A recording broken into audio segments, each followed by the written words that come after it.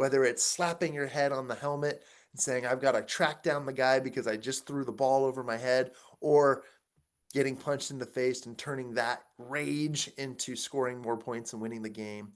Or it could be a mess up, the wrong email sent, or working hard on a project only to find out that you didn't make any progress, channeling that into continuing to build and to grow. So Napoleon Hill called it in his book, Think and Grow Rich, the power of sex transmutation. Now, before your mind goes wild, I don't mean this as like bedroom talk. And as I've discovered and delved deeper into this concept, what I believe Napoleon Hill is teaching us was the ability to take the most powerful energy known to humanity, whether that be desire or any of those innate abilities that come through sex and many other things, and channel it into success. We are innate human beings. So I call it energetic transfusion.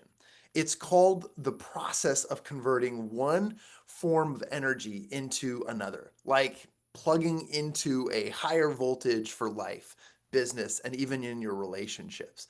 I've had the honor of contributing to the 13 Steps to Riches book, where we covered in our 10th volume this specific transmutation experience, where I've co authored with both Eric Swanson and the New York Times bestseller Laurel Langmeyer. And I've shared my story, both my coaching experience and many other really great stories, which I'd like to dive into right here. But think about it, energy is never really destroyed, it's only transferred. The question is where are you transferring your energy? So I felt like when I hung up my track and field spikes for the very last time, I lost my identity.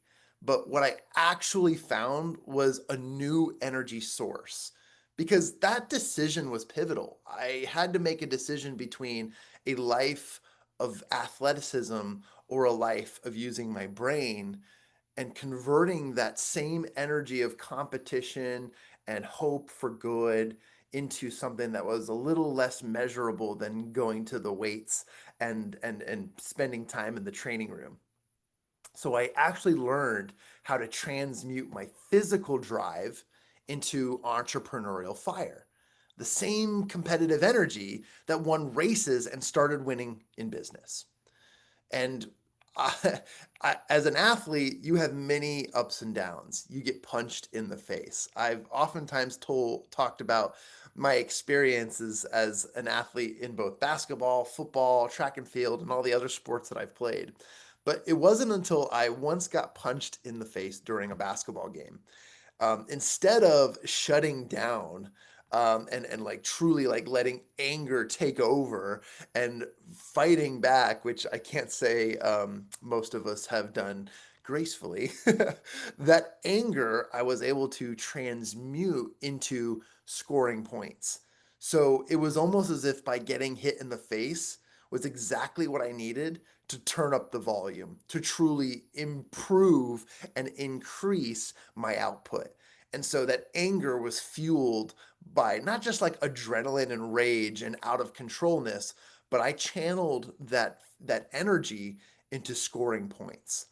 And another time, I was playing football, and this was back in high school, and I messed up on a football play. I was playing defense, and I fell for a fake run that went over that turned into a pass over my head. And my job as a defensive safety was to not let anything over my head, meaning the ball flies over. So I messed up, but I fell for that, and I should have been like toast, like anything that goes over your head, say goodbye, it's touchdown.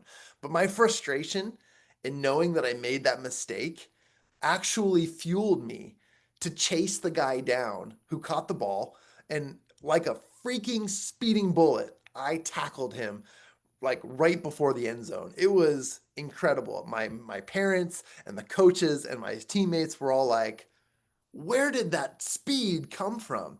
And it was just a channeling of fire and desire within into a moment of accomplishment. That's transmutation, converting failure into fuel.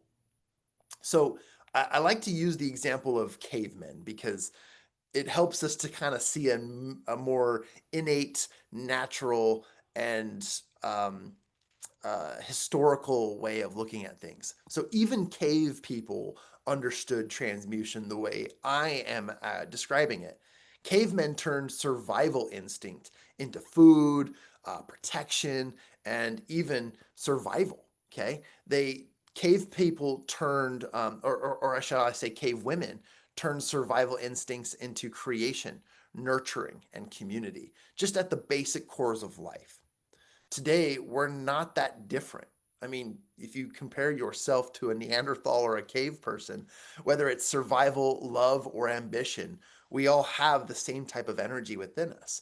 The key is learning to convert that energy rather than waste it.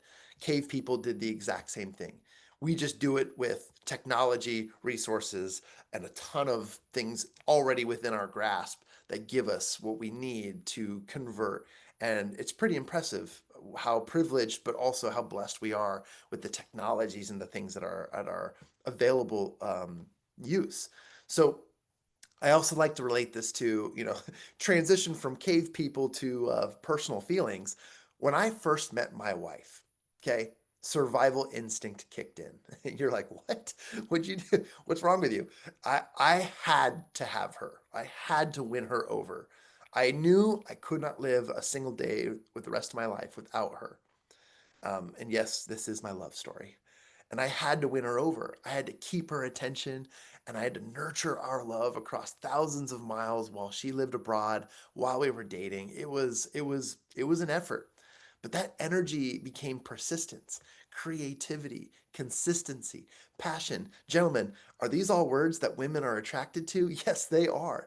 That energy converted into what I call the transmutation of our survival into connection. And that connection became one of my greatest powers. And then the last part of this is, there's a love, loss, and true energy. I vulnerably share with you that the night I lost my mom, reminds me of all the incredible experiences I had leading up to what came to those beautiful moments and times. For example, the night my mom got her lung transplant, this was several years before she officially passed away.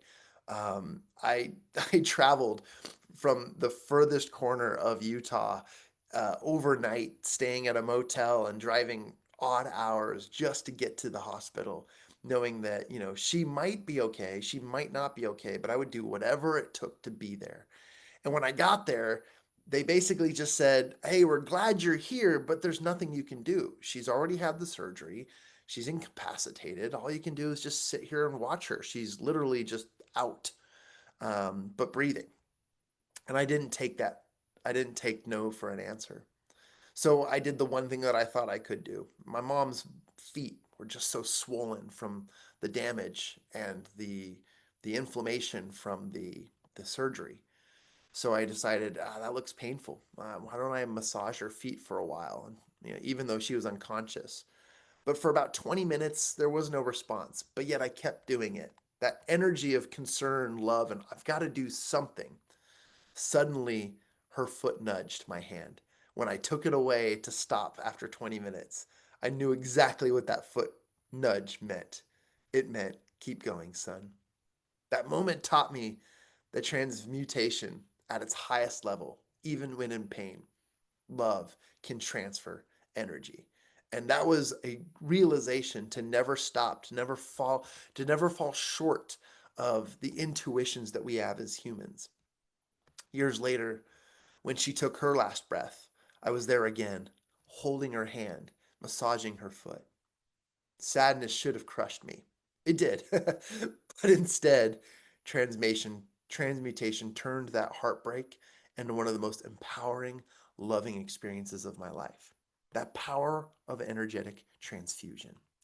So, you might be wondering, what are some of my practical applications when it comes to transmutation? Because it is an energy. How do you transmute energy? Here are 3 steps that I recommend you take. 1, develop an awareness. Catch your motivator, whether it be anger, joy, fear, love, passion, desire. I believe that all of it is transmuted from desire. But that's because I'm a believer in the methods of Napoleon Hill's Think and Grow Rich and his 13 Steps to Riches. But for you, it might look different. So you need to develop an awareness of where your motivator lies. It could be anger, joy, fear, love, or any one of those forms. The second step is that conversion process.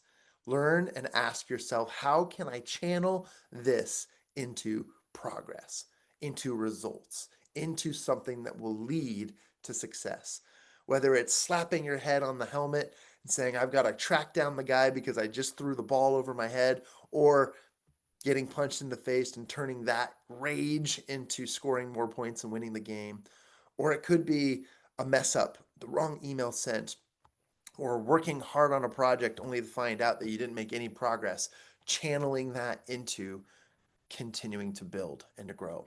And the last part is that building process, because any transfer of energy creates a space where you must now recharge. So build back your energy with practices like stretching, meditation, nature, laughter, and even silly things like barking like a dog or whatever gets that adrenaline back up and running. But you've got to learn to recharge, build back your energy. If you do not build back your energy to its full capacity or to its ability to sustain, you will find yourself at a continual loss because of that transfusion and how it doesn't lead to the success you're looking for. Energy is everywhere. Resistance plus recharge equals growth.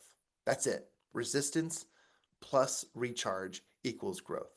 Whether it's in your body, your business, or your relationships, every obstacle, every emotion, every experience can be transmuted into something even greater. The formula is simple. Don't waste energy. Transfuse it. You may not be done, but you can be complete. You may not be satisfied, but you could be fulfilled. You may not have won the battle, but the war isn't over.